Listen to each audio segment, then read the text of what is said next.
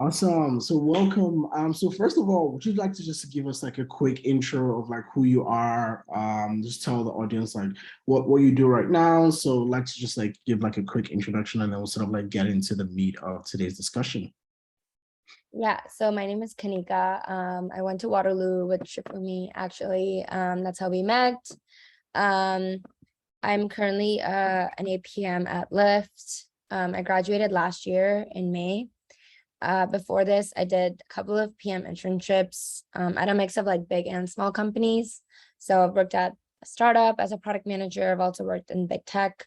So happy to provide a perspective on the differentiators of product management between those companies as well. Um, I'm currently I'm on my second and last rotation at Lyft right now. I'm on Lyft Garage, where we just launched parking like last month. So I just launched that product. It's very new. And before that, I was on Lyft Pink, where I was mainly helping grow the membership space. So very different experience between the two rotations. And I definitely encourage everyone to try to get as much of that possible early in your career, like a mix of strategy work, but then also like really nailing the execution work of PM. And yeah, I'm currently based out of SF. I did move here for work. We're remote, but I think just like being able to go to the office 2 to 3 times a week is really nice. And yeah, happy to like answer any questions. Cool, awesome. Thank you so much. And so I know you mentioned like you worked at big tech and other startups. Could you like name the other companies that you previously worked for prior to Lyft? Yeah.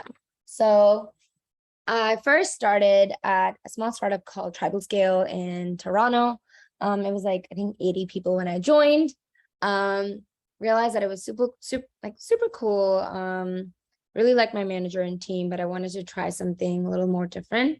So from there, I did product management at Tesla on the autonomous team.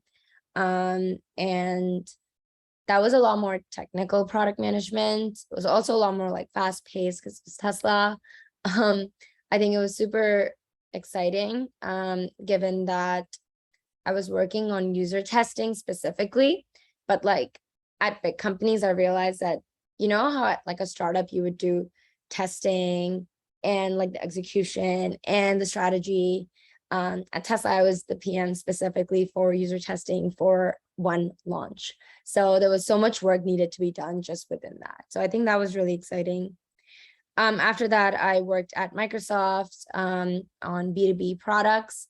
So that was partnering up with hospitals as well as schools in the Seattle and like Bellevue area to get them to leverage ink and different tools that Microsoft had for like form collection.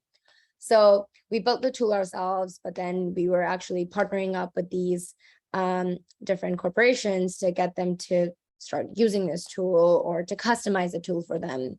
So very different than like consumer product, because you're almost like part consultant, part product manager when you're on B2B. I did not like B2B. So that was one thing that I realized in that internship, that I actually do not like this. It's too slow for me. So from there, I went to Credit Karma, where I was working on growth. I think that was super exciting because we were helping low income users buy credit cards. But then that's super cool because your success depends on how many credit cards you sell. But then there's a counter metric where you want people to have a good credit score, and people who are low income or who don't know how to use credit cards well are going to misuse them. So is selling a credit card to them really the right product decision? So I feel like that was a cool internship because it really pulled me in like multiple directions.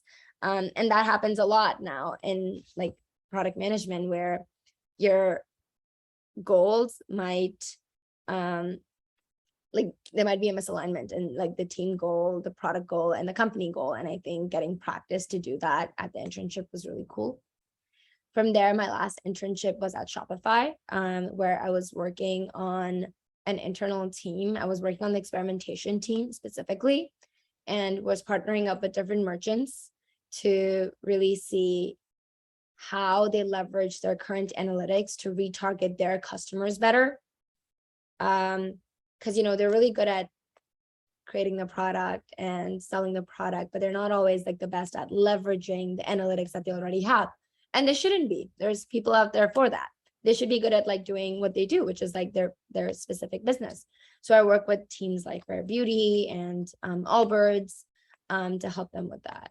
And then from there, I was doing recruiting 2 years ago for last year. So I was going through the APM interview process with like multiple APM programs. And yeah, I can definitely like talk about that as well, like what the process was, how many rejections I got, because there's a lot of rejections there. People always see the acceptances. There's a lot of rejections behind the scene. So yeah, that's a bit more about my background. Amazing. That's an incredible intro. Thank you so much for walking us through your entire product management journey. And we'll get to the APM portion and the rejections in a second. But so you've worked at like a variety of companies, different products, growth, B2B, consumer, even agency. Let's start with a simple question. Like, how would you define product management if you had to summarize the entire experience of all these like 5-6 companies? How would you define the role of a product manager? Yeah. So while it is very different at different companies, I think if I had to pick like one fits all definition, I would say product management is problem solving. Like it's literally just like solving a problem. And you have access to different resources, different people, different market data, a different type of market. And these are all resources you have under your belt, depending on the team and the company you're in. But at the end of the day, it is literally just solving a problem. And a problem could be, hey, how do we grow our business? A problem could be, hey, how are we going to plan the next sprint?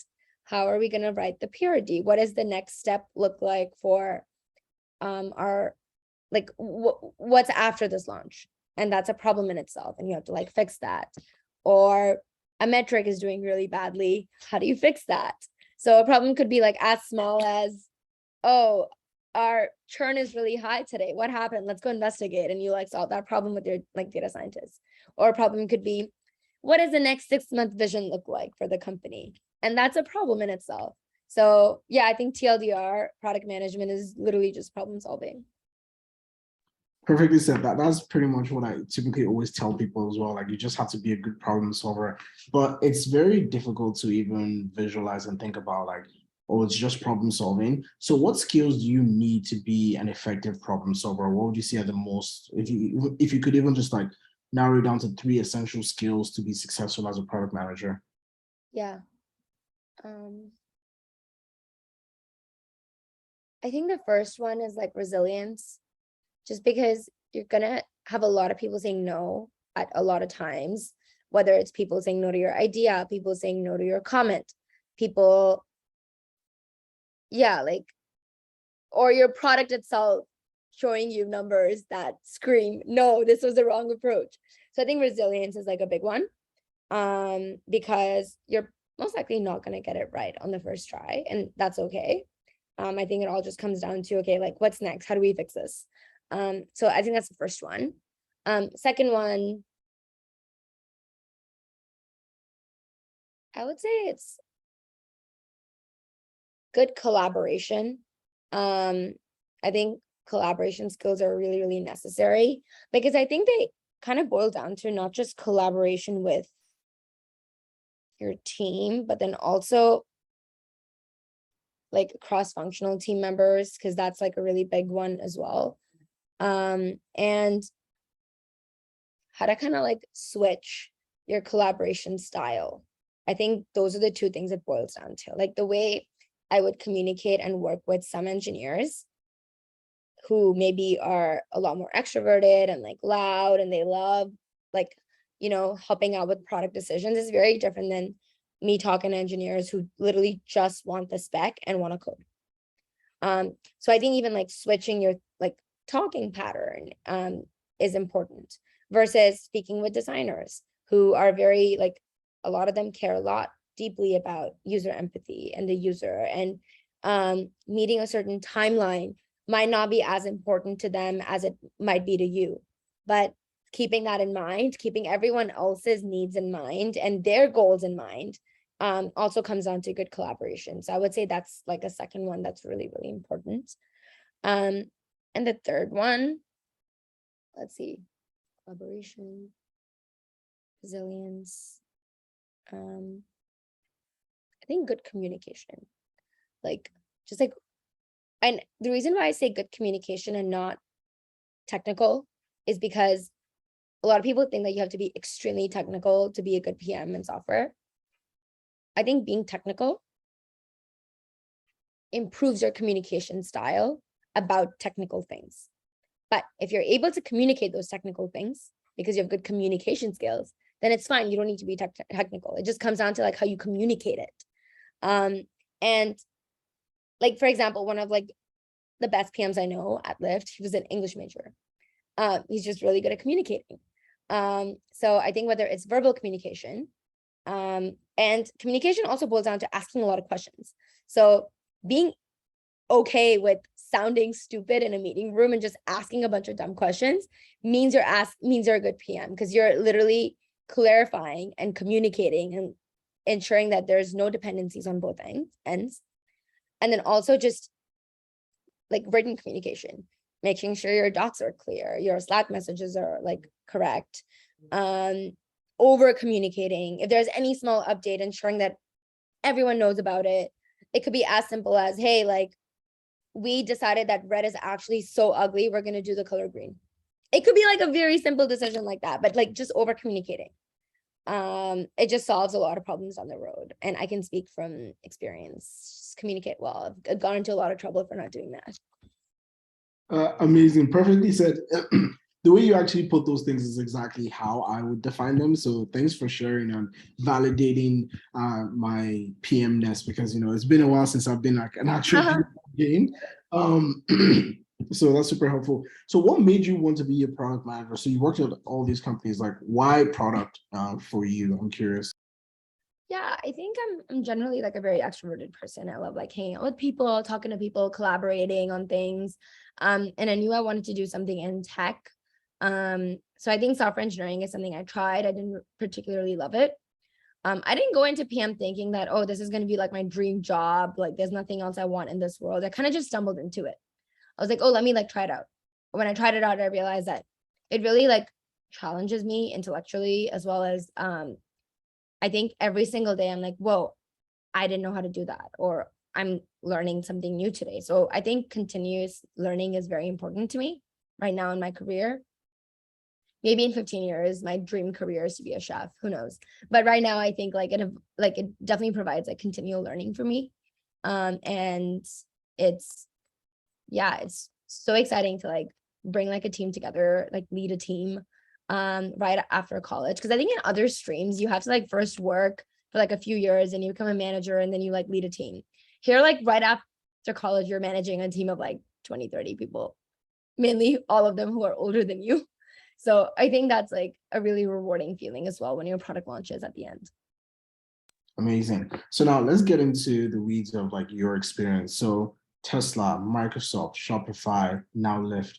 What is the secret sauce and how do you land a lot of these internships in these top companies? Could you just walk us through, some of the things that made you stand out or you felt allowed you to stand out to be able to land those roles? Yeah. I think, first, like try to be involved in like college, just extracurriculars and stuff. They help shape your resume in like first year when you don't have internship experience. Try to gain like any internship experience in first year. And if you want to get into PM, honestly, try to like map out how those skills overlap with PM skills. I think that would be like another one. Yeah. And in terms of like the secrets, I used to cold email a lot of recruiters. I would say just keep emailing them, expect them to say no, but then just keep emailing them.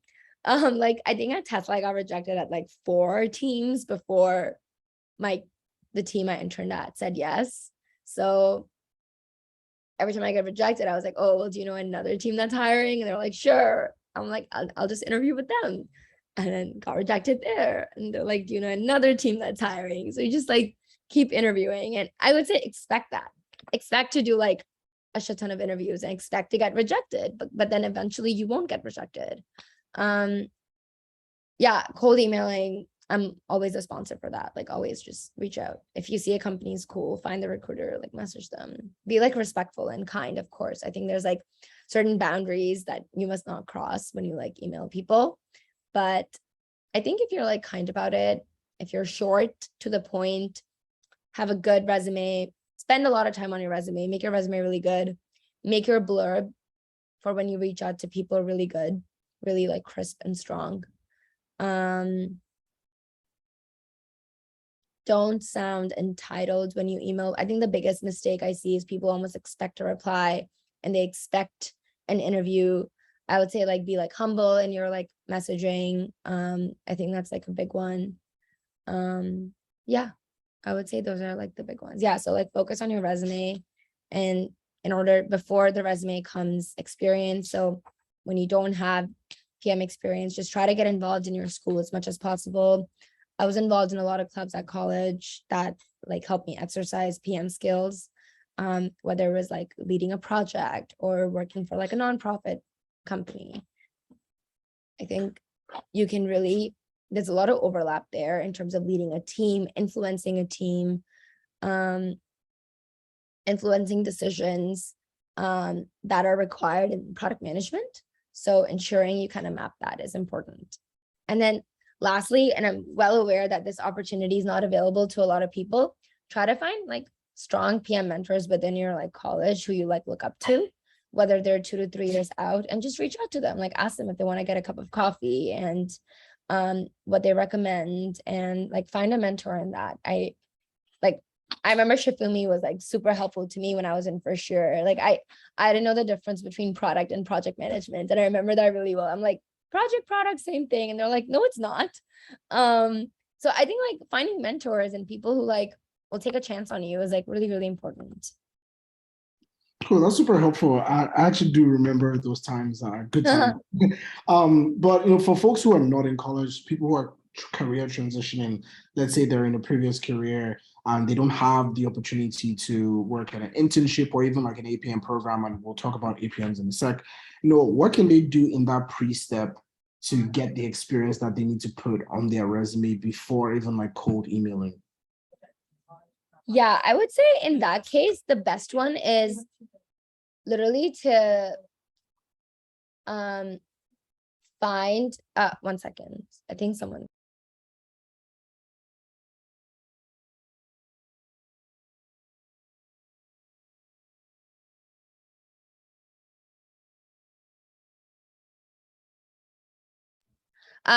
Sorry, I had someone at the door. I'm back. I would say people who are not in college, I think a really good way there is to find product management within, if possible, to like if you're in software engineering or like data science. I've seen like very easy ways to transition are transitioning like laterally within the company. So if let's say you're doing DS at a company, maybe try to find a project or try to find like some overlap with PM and make that intention clear to your manager that, hey, I want to transition to product management. I think it's easier to do that within the company. Now, let's say PM is not an option at your company. I think what I've seen a lot of people do that's pretty easy is if you're doing DS at a company, you can transition to DS at another company that also has product management and then transition to product management. It does take longer, but I think that's a lot more feasible. Because then like basically in that situation, you need to like, someone needs to take a chance on you. That, hey, like this person's like wants to get into PM. So I would say like finding something within that company is definitely like important. Got it. And then you also mentioned like being able to cold email folks. Like, could you give examples of how you can make your message like crisp, respectful, being humble, so then that way you can like increase your chances of getting a response? Yeah, I would say, oh, another thing to mention, if like anyone wants to transition to product management, I think startups are a really good place because a lot of times people in startups need like a variety of experience. And let's say you're bringing like software engineering skills, but you want to transition to PM. I think posing yourself as someone that, hey, I have like software engineering skills, I really want to transition to PM, but I can start by helping out with anything you need. I think those are like really good places to start. And in terms of cold emailing, I think showing genuine interest for like their company and like the work they're doing is like a really good place to start. And then I just like getting to the point, like, hey, been following your company. I think you guys are doing something really great. This is what I've been working on in the past year. I would love to hop on a call for 30 minutes and chat about my experience and see if there's a fit. If there's a time that works for you, please let me know. And I'm looking forward to hearing back. Short, sweet. You give them a little intro about your past experience. You told them why you're interested. I think that's like a really good place to start. Got it. Okay, that's super helpful. So I know you mentioned you've gotten a lot of rejections in the past. How do you typically deal with rejections, and how do you kind of like shrug them off? Because I know a lot of folks, like, after getting a few rejections in, they just like stop applying. Yeah. Yeah. So any tips there? Yeah, I think I look at it in two ways. One is the rejection that you can't control, and then the other is a rejection that, oh, maybe I need to like study in a different way, or maybe I need to like change my like prep strategy. So I think the second type of rejection, when it happens a lot, I think this is where having a mentor or having someone you know in like PM, or even like seeing videos like online really helps, to do like mock interviews with them, or even like ask them, hey, like, is there something wrong with my approach? Am I answering this question right? Those are like skills that can be like improved on and worked on. The first type of rejection is the one that you can't control. When, let's say, there's 2,000 applicants and they take 5 people, there is some element of luck there, where like a lot of people are really good, and sometimes like they can only accept 5 people and it might not have anything to do with your skills. Those are the ones I try to ignore. And I know that's easier said, but yeah, like the way I deal with rejection is I cry a little bit, and then I'm like, okay, well, next mock interview time. So I would say just keep doing mock interviews. Be honest with yourself that, hey, am I getting rejected because of luck or anything? Or am I getting rejected because like my resume is not up at par? Or am I not studying hard enough? Am I not doing mock interviews in the right way? I think being honest with yourself is important, because yes, some rejections are luck-based, but there could be a chance that you haven't like prepped hard enough. And also being patient with yourself. Like mock interviews and like PM interviews, especially if you haven't done them in the past, take a while to like crack. It's not something that happens overnight. I think being consistent with your practice, with your mock interviews, with like even like learning about tech, I think consistency is really, really important there. So as long as you're consistent about it and you're honest with yourself, any other rejection, I think just be patient with it. Got it. That's super helpful. Being able to like think about what's in your control, what isn't in your control. So now let's talk about the APM program. So like you said, APM programs are incredibly competitive. Like 1 in every 1,000 people who apply get into those APM roles. You're at APM at Lyft. You previously applied to other APM programs as well. Could you just tell us more about the process? Like, how many APM programs did you apply to? Were you interested in? What was the process like? How many did you eventually get? And then we'll sort of like take it from there. Yeah. I think I applied to every APM program out there, whether it was Uber, Google, Coinbase, Facebook, like a bunch of them. And I would say start early is like the biggest one. Also like expectations, right? APM programs are mainly only open to people either who have graduated within 1 year from college or are graduating in 1 year. So I think just knowing that is definitely important.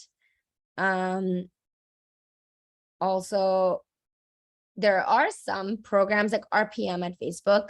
They have 2 rounds. One round is for people who are already in the industry but have no PM experience.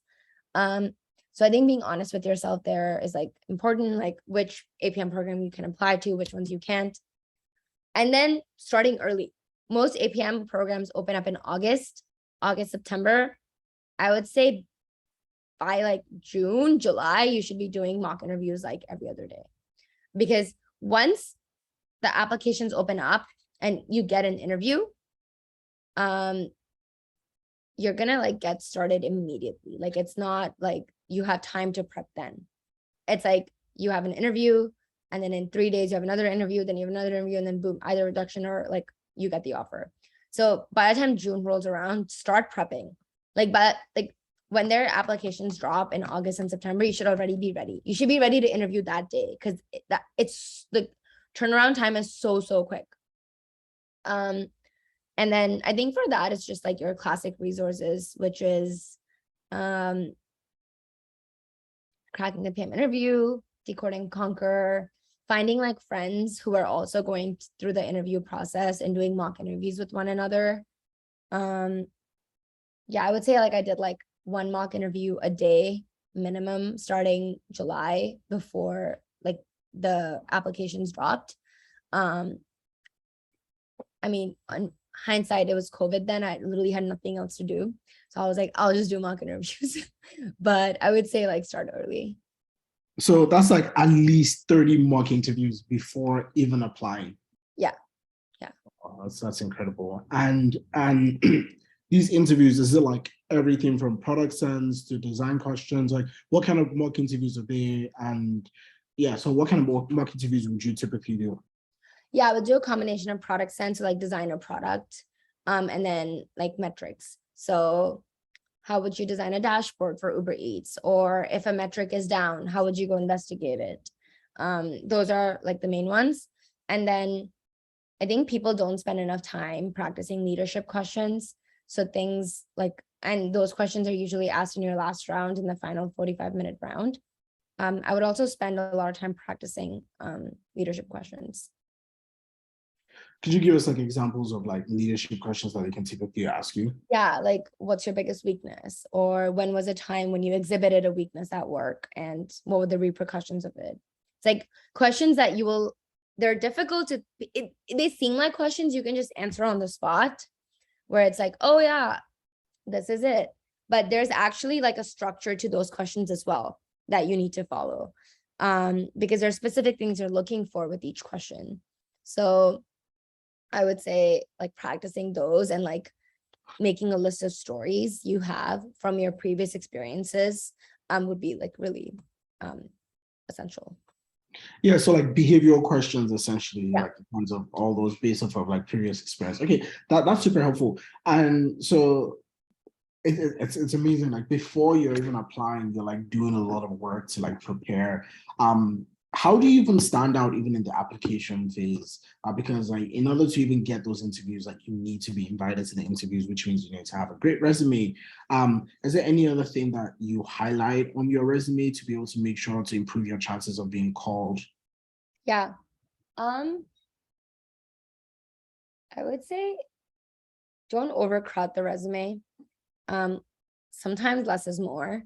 So having like maybe 2 to 3 bullet points for each experience, I think is maximum. 1-page resume only. No 2-page resumes ever, unless you have like 40 years of experience. I feel like no one should have a 2-page resume. No typos. Make sure it's been edited by like many people.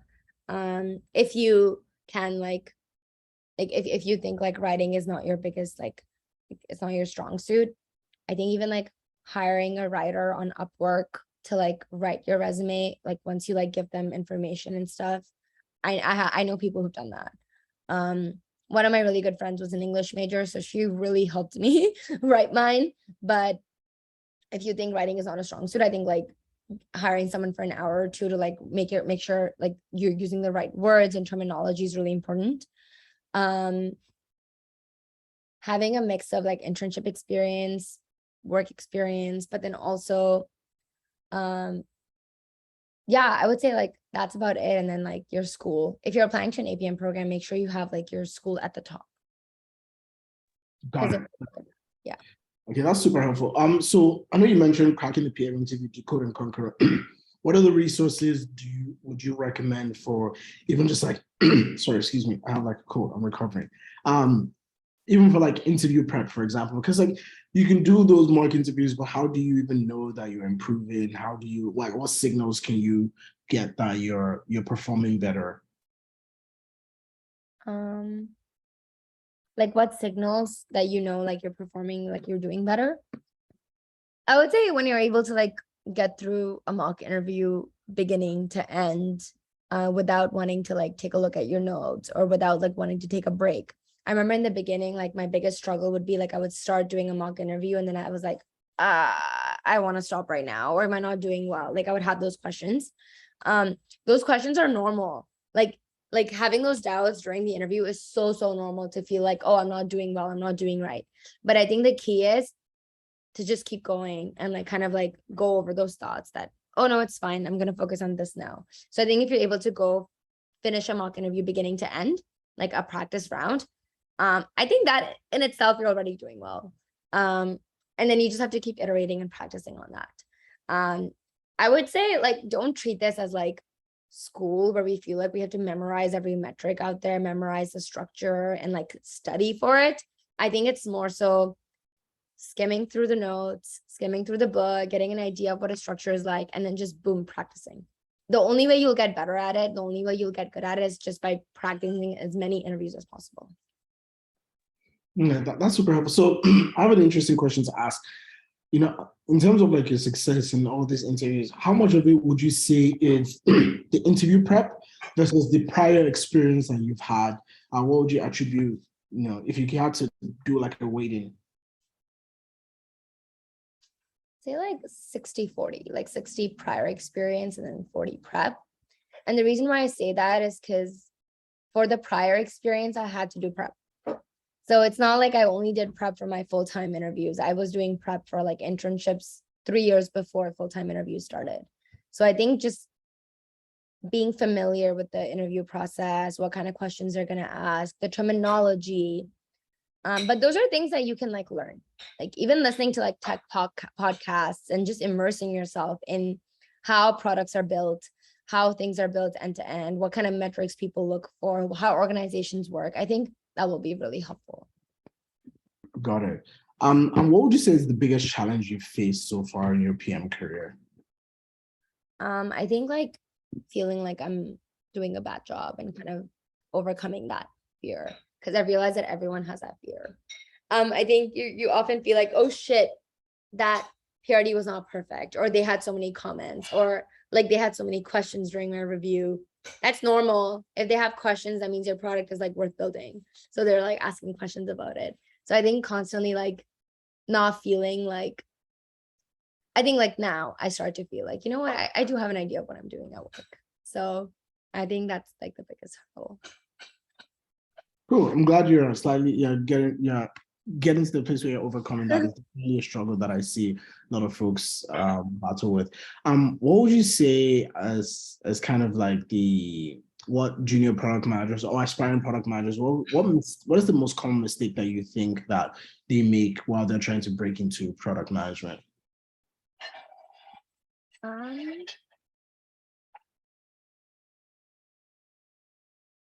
I think is when they're trying to like, I would say if you want to be a product manager, you should like aim towards specifically being like a product manager.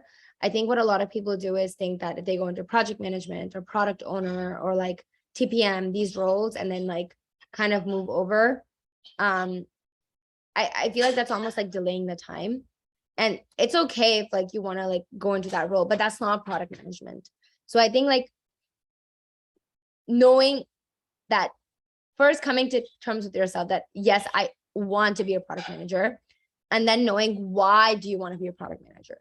I think answering that question is really important, because oftentimes I've talked to people that think they want to be a product manager, but then they're like, oh no, you know what, I actually like project management. I like managing like a project more instead of being on the technical side, or I like working with numbers. I'm going to be a data scientist. So I think knowing why you want to be a product manager, because I think product management sounds very like sexy. It's like, this like cool role. But I think knowing like your intentions of being a product manager is like really important. So I think being true to that. And then. Cool. Awesome. I have one last question, and then If anyone else has questions, feel free to put it in the chat and then we'll respond to that. So my final question for you is like, what would you say are the top 3 learnings that has impacted your growth in your career as a product manager to this date? Thinking about all the companies you've worked for, all the mistakes that you've made, to where you are today, battling, overcoming imposter syndrome, still shipping at a big at a big company, and sort of like thinking about your career trajectory. What has been the biggest contributing factors that you can share with us today? I would say first one is like having really good mentors and people to like call you out and help you along the way. I think I've had really good managers. I've been very like lucky there. Second one I think is like challenging yourself. I think when you get complacent on a certain product or certain type of product, then you kind of want to continue doing that, but you're not really like learning. So I think understanding when you're complacent and then challenging yourself to like do more, make more mistakes, I think is like very, very important. And I would say the last one is, yeah,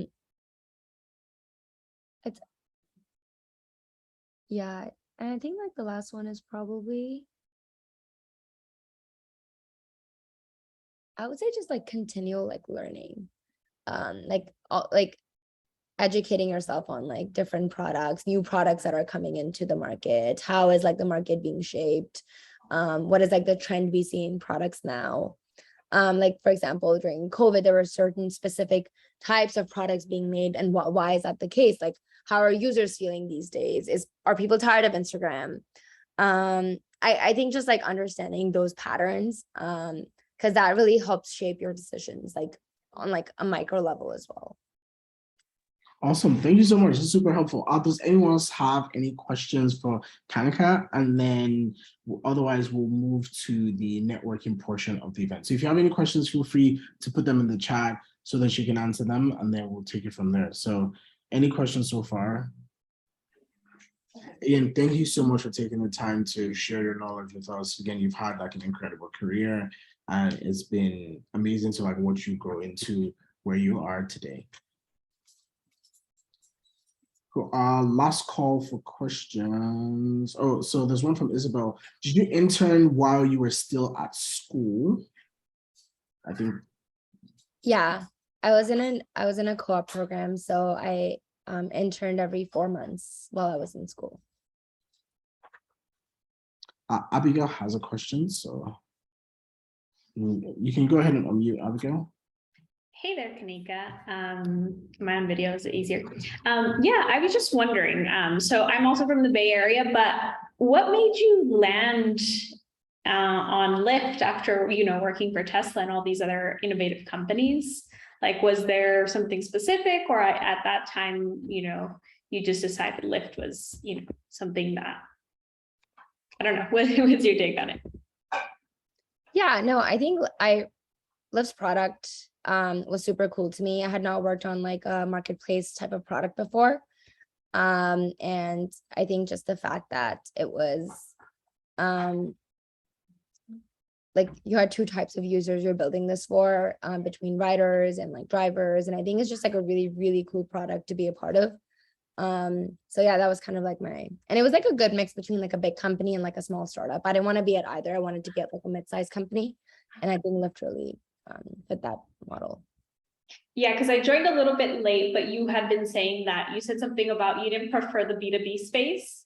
And I was kind of like, okay, let me like get a bit more insight on that. But, that I kind of do agree with you at this point in time that Lyft has like a product that's pretty innovative, but the fact that there's 2, the user and the actual like person doing the Lyft. So, but yeah, I mean, what other companies were you talking to at that time, or were you like, just set on working with them because of the product?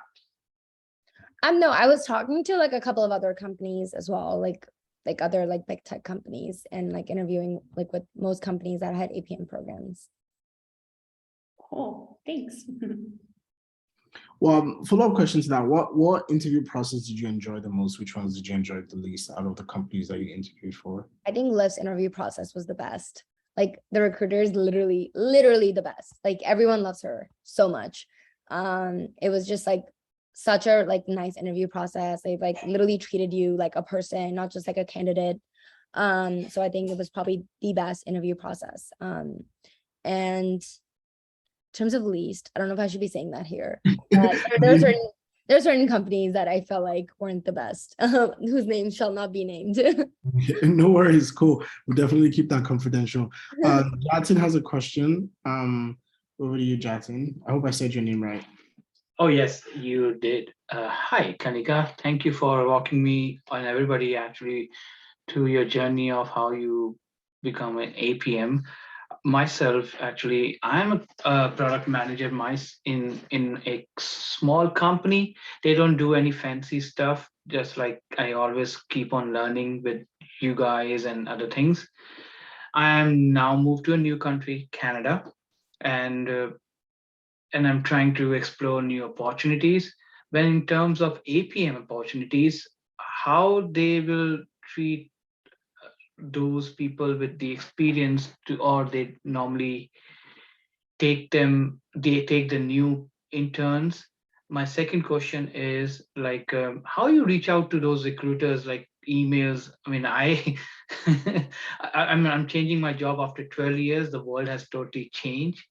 And so do you normally reach out to the LinkedIn, or where do you get all those emails, or we have to do all research?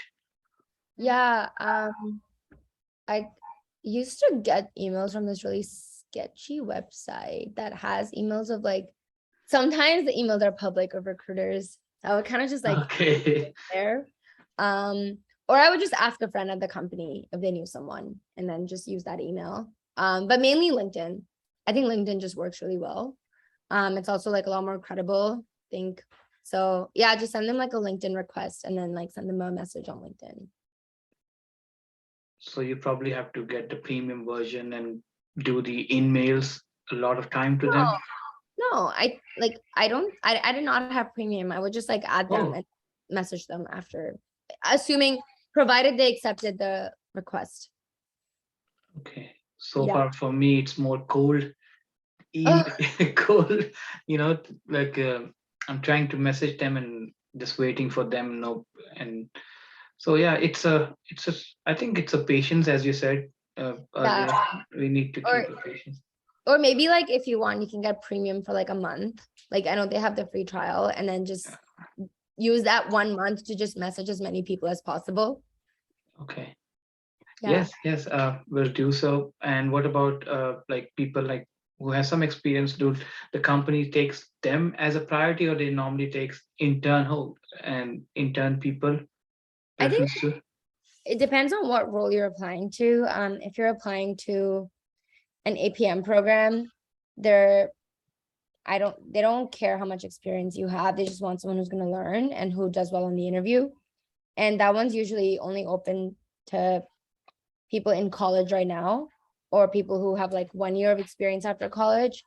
But since you have like 12 years of experience, I would say like if you apply to like a company for like a PM or like a senior PM role, then I'm sure like they definitely take that into account.